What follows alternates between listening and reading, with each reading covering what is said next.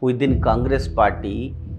Are its aging leaders a source of strength, or have they become stumbling blocks hindering the party's progress?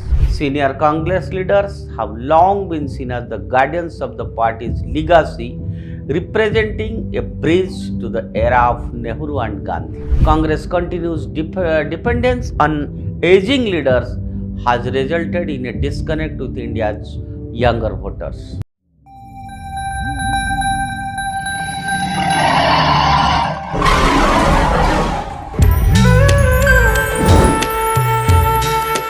Namaskar friends, myself Deepak Kumar Rath. I welcome you to the digital media of Uday India, and today in India Things, I will explain whether the aging leaders of the Congress party is its strength or stumbling blocks.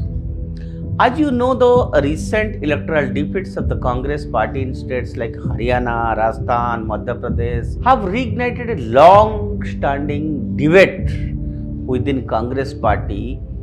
Are its aging leaders a source of strength, or have they become stumbling blocks hindering the party's progress?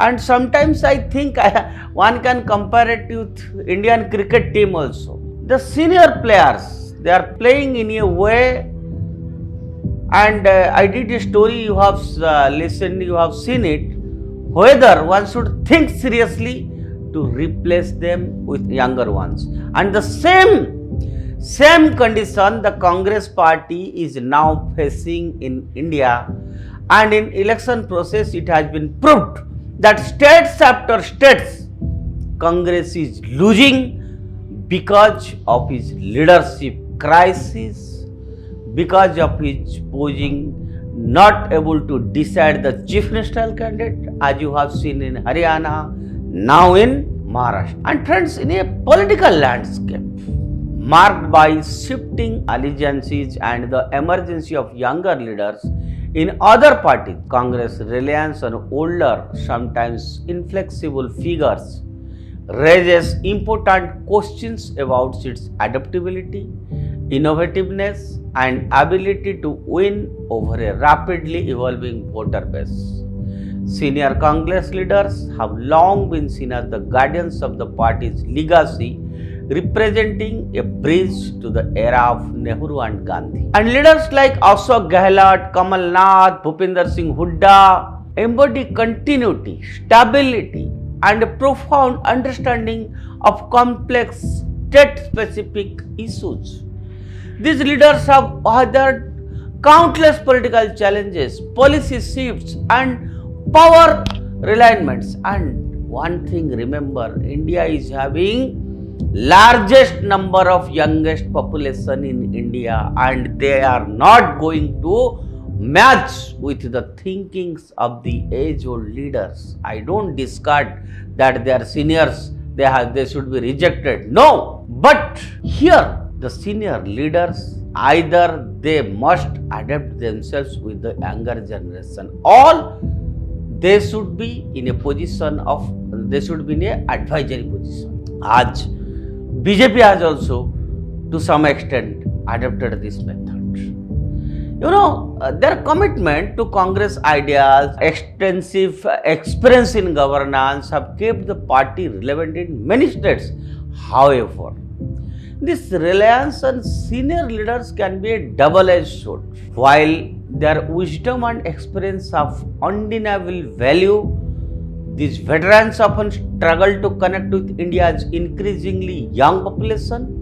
Their policies and worldviews were shaped in an era very difficult from today, and they may lack the resonance that younger votes seek in terms of progressive ideas, responsive governance.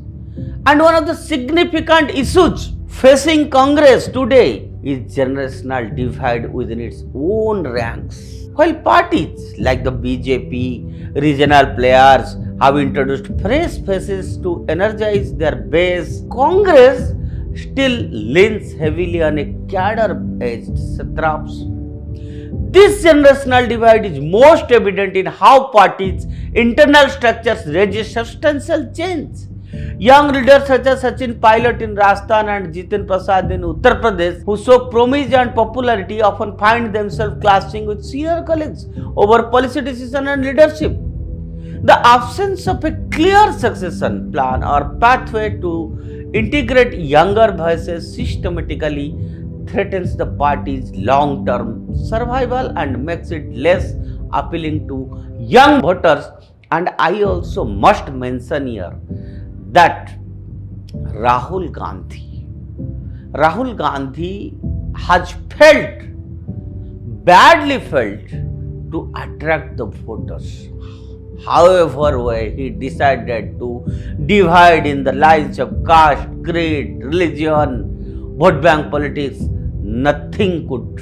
He was totally rejected. So, in a way, the grand old political party in a biggest democracy, the Congress party is in really problem. This, again I will tell that this reliance on senior leaders has also resulted in a tendency toward inertia with party's internal culture often resistant to necessary structural change. While Congress has made sporadic attempts to refresh its image and strategies, entrenched leaders frequently oppose the shifts required to keep the party competitive. This reluctance is evident in Congress' hesitancy to embrace technology, innovative outreach, and more direct communication with young demographics. But I must say, the social media and communication of Congress has improved a lot. No doubt in it. They have tried their best to reach, but still somehow they are not successful.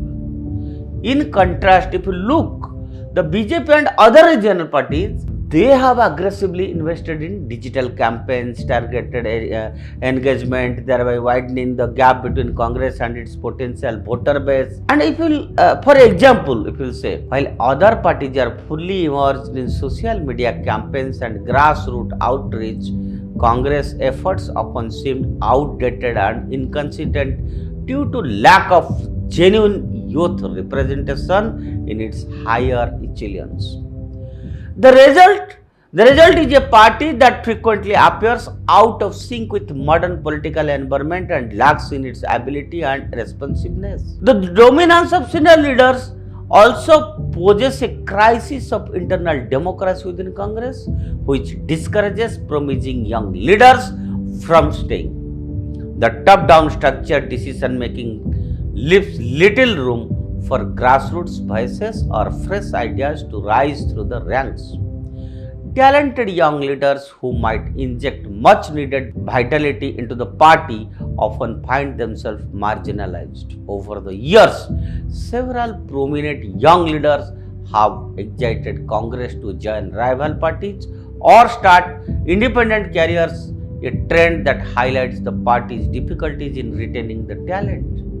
Leaders like Jyotiraditya Scindia, Jitin Prasad, they left to join the BJP, often voicing frustrations over Congress influencing hierarchy.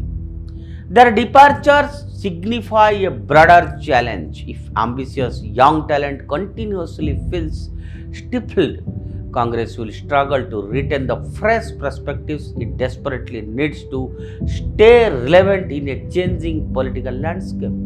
And additionally, Congress continues dependence on aging leaders has resulted in a disconnect with India's younger voters. With over half the country's population below the age of 30, I told you in the earlier, this demographic is technology-driven, aspirational, and eager to relatable, accessible leadership.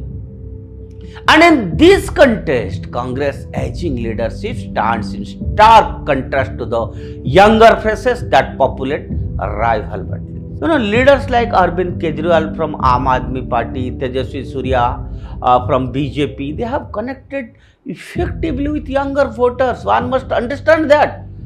And through social media engagement and public forums, they are focused on youth concerns, what the youth wants to listen, what the young youth of India thinks today. You have to act accordingly. But Congress outreach to young voters by comparison, can seem forced and unconvincing, largely due to limited representation of real young leaders who are capable within its core leaders. And without the presence of leaders who genuinely understand and reflect the aspirations of millennials and Generation Z, Congress risks further alienating this cultural voting bloc. But despite this challenge, it's important to acknowledge the benefits that senior leadership brings to the table.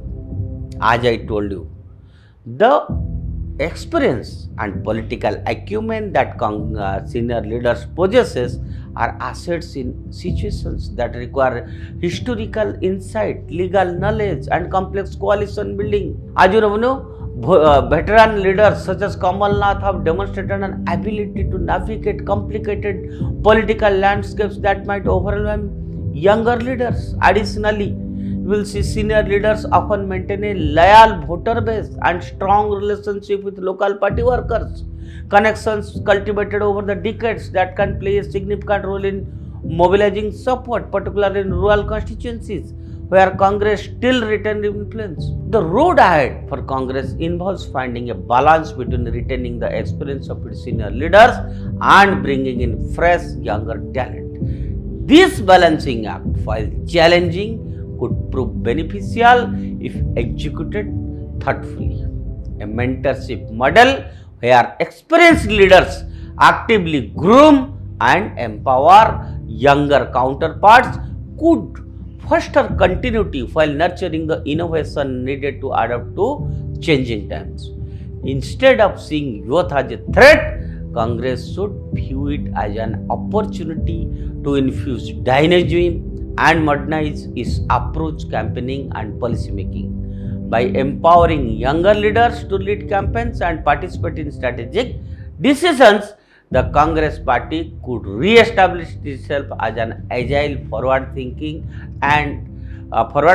party capable of connecting with today's electorate. And in brief, the question of whether Congress aging leaders are strength or a stumbling block is a nuanced one. Their dedication, experience, and knowledge are invaluable, especially in areas requiring seasoned governance, coalition building. However, the resistance to change and disconnect from the youth have become significant obstacles. To survive and thrive, Congress must embrace a generational shift that respects its legacy while adapting to the demands of modern India. Without such transformation, Congress risks being outpaced by more agile competitors, particularly as young leaders continue to shape the future of Indian politics. For Congress, the future hinges in its ability to evolve, recognizing that honoring the past need not come at the cost of embracing the future. And at last, I must say that being a responsible opposition party and for a healthy democracy, the opposition party must play a responsible role for the nation, at least for not only for your party, but it's always healthy for a democracy. That's all for today. Stay tuned with Uday India and subscribe to Uday India. Thank you.